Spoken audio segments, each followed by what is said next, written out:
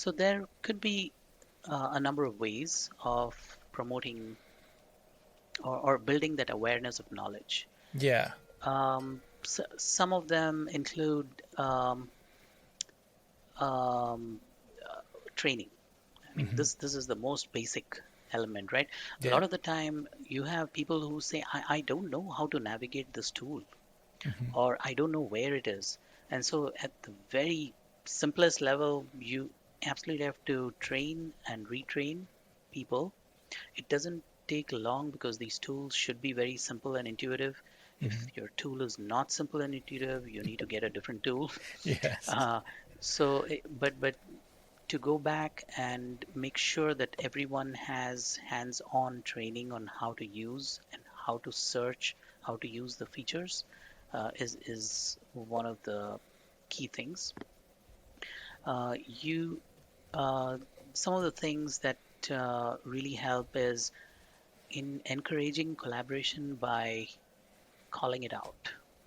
Now, one of the challenge that it's a really a key challenge for a lot of companies is they really don't know their adoption rate.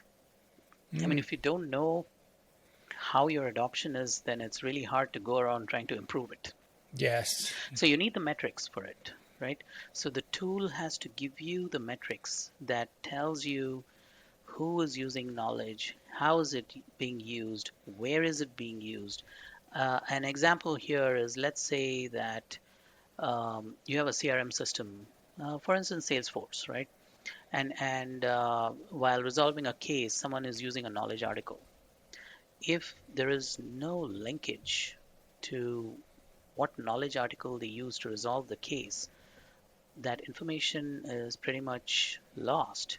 And the correlation that can come out of it is also lost. But on the other hand, if that information is captured and reported on, now you can actually bring about a correlation of who are using knowledge articles to resolve cases, how are they using, what are the articles that are being used, and that's an example, right? So Hmm. you need the information derived out of knowledge usage to become available and to be used to drive and let you know how knowledge is being used. That's an important, really important element, right? Hmm. And once you know that, now encouraging people who are actively using it, or encouraging people who are collaborating, which is they might point out that some article needs some change, or they might suggest new articles, calling them out, rewarding them. That's a powerful way of promoting that culture. In some organization, it's almost it becomes a part of a standard operating procedure as to when you have a question or a problem that you need to go reach out for help on, that you go through a set of standard steps always. And one of those initial steps is to go look in your single source of knowledge repository to find the answer. Hmm.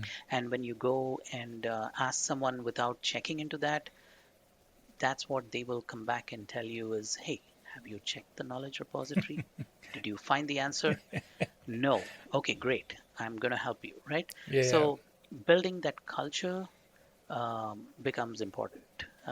That's what will ensure that you have the people using it uh, for the right reasons, and make sure that your assets